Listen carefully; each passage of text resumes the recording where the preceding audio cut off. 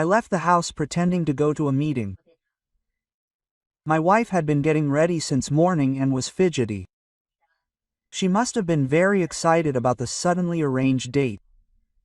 I hired a detective. While waiting for the detective's report, I was plagued with anxiety and tension. I once again felt that the moment my life would change was approaching. One day, I realized that my wife was cheating on me. My heart was filled with intense anger and disappointment. Was the time we spent together for so long worthless to my wife?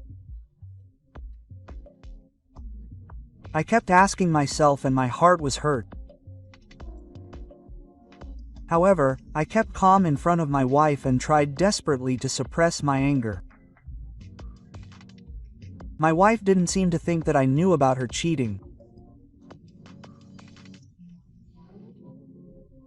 But I studied psychology for a while when I was a student, and I was personally interested in and studied people's psychology and emotions. Maybe that's why I was able to immediately notice and investigate even the slightest changes in my wife. My wife is usually a part-time housewife, but lately she seems to be busy at night. When I heard the story, it seems that the staff suddenly quit, so the work, hours, and number of days I was assigned to work increased. I'm self-employed and basically work from home, so I'm at home, so I can do housework. My wife, who doesn't understand working from home, said such a thoughtless word, and I was busy with work and housework every day.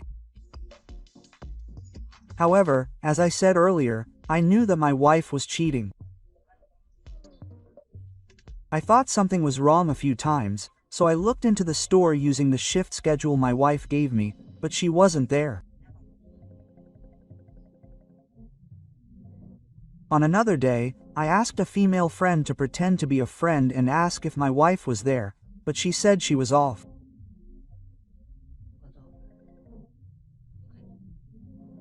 Why should I desperately do housework while my wife is having sex with a stranger, even changing the shift schedule? Such frustration just kept building up. It's not good to continue like this, and since I found out about my wife's affair, my love for her had faded, so I didn't think about cheating like this, but how to hurt her and get a divorce. I was looking for such a strategy and timing. Then one night, I told my wife to go and relax at her parents' house for once. When I suggested this to my wife, she was surprised and said thank you. However, this was of course a trap I set. Naturally, in my heart, I was still angry and disappointed.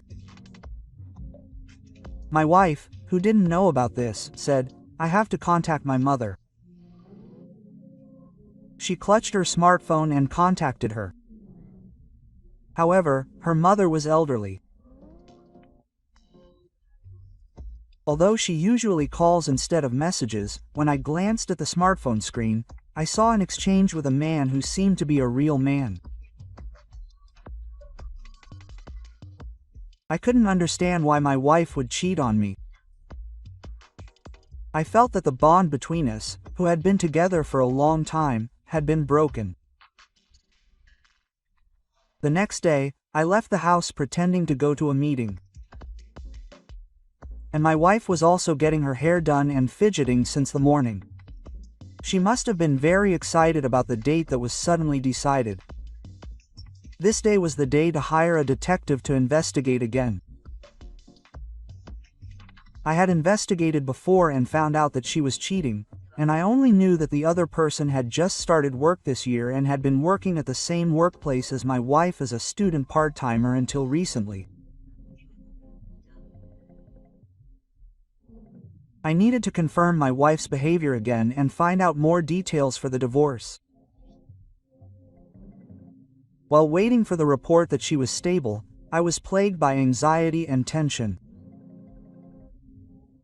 I felt once again that the moment when my life would change completely was approaching.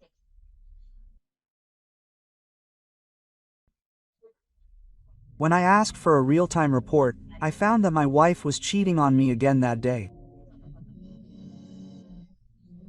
I decided to live a new life. Since I knew that my wife had left the house, I used my lunch break to return home. At home, there was a divorce notice with my wife's signature. I also signed it.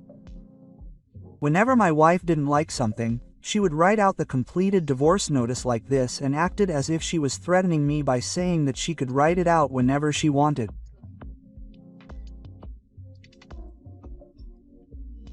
At the time, I thought it was a hassle, but now I feel that it's more convenient than ever to be able to get a divorce by filing it out.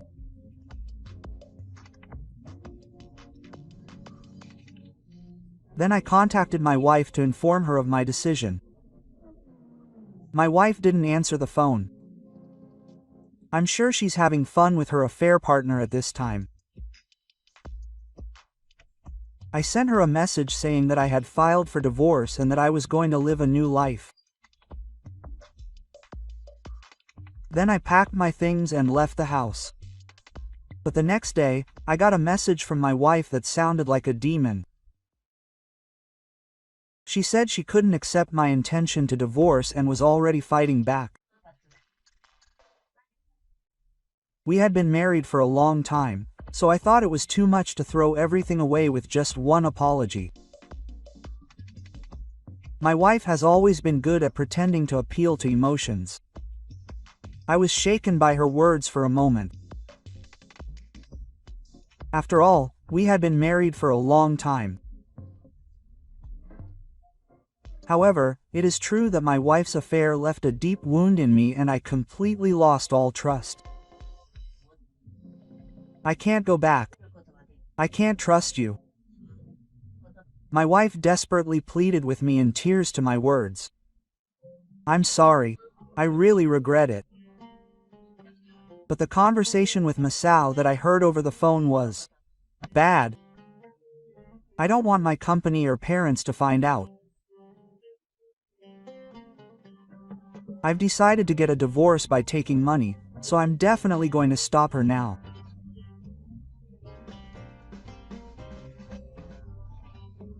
I was shocked to hear such a low-level conversation, and I regretted that I was wronged by my wife's acting over the phone. Thus, I decided to take the path to protect myself. I decided to run away from home and from this town. I had applied to move out of the apartment in advance, and we were alone, so I sent all of my wife's belongings to the devil's apartment. After that, my wife's downfall was inevitable. After the divorce, my wife was tormented by loneliness and regret. Because I leaked this fact to the man's company and relatives. Although he had high expectations when he joined the company as a new graduate, he was judged to have a bad attitude and his reinforcement was lowered, and after training he was assigned to work in a warehouse far from the head office. In fact, he was judged to be a valuable worker immediately after joining the company. His pride was deeply hurt, so he resigned voluntarily. However, he fled back to his parents' house to pay the compensation and cried to his parents, but they turned him down. With no fixed address, he was forced to do many part-time jobs, mainly day labor. While his friends around him were working brightly as new graduates, he was the only one who returned to the countryside and lived a part-time life.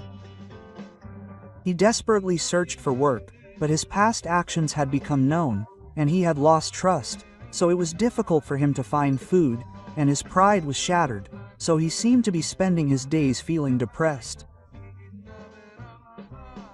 And just like Masao, his ex-wife was also on a miserable path. Since then, her relationship with Masao seems to have fallen apart, but when Masao left her, he seemed to have been hurled abusive language at her, such as, "It's your fault. You're worthless except as an ATM." Quote. It became clear that the man had not loved her, but was only pursuing his own interests, and the ex-wife seemed to have sunk into deep despair again.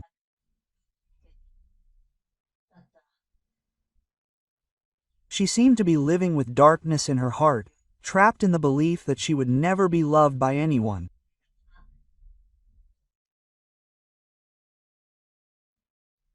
She was forced to quit her part-time job and was in financial difficulty, and it was becoming difficult to even cover her living expenses in addition to the compensation.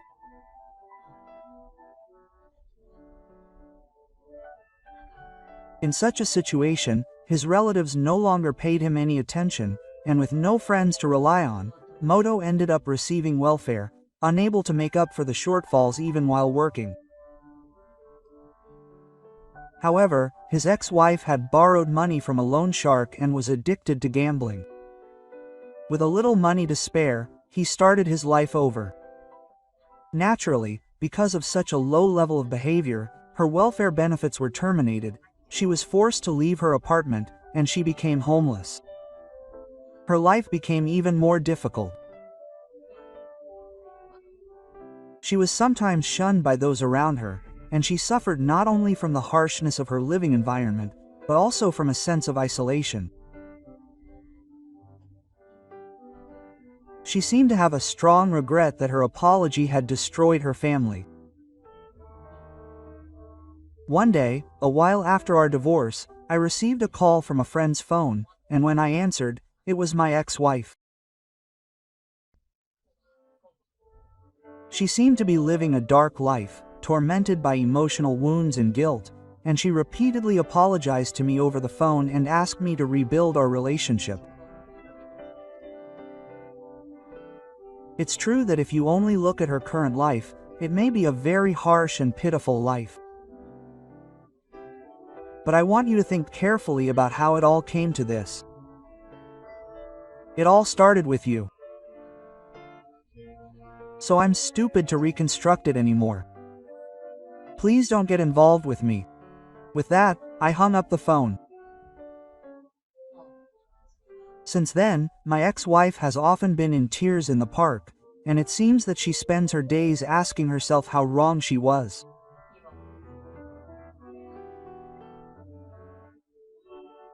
However, after my divorce, I moved to a town far away to start a new life, and since then, I have been living a smooth life, as if I had been freed from a burden, which is the opposite of my ex-wife's life. However, in the first few weeks, perhaps because of the unfamiliar environment, memories of my ex-wife and the pain of the past sometimes came back to me somewhere in my mind. But in order to overcome that, I made a desperate effort to find joy in this town.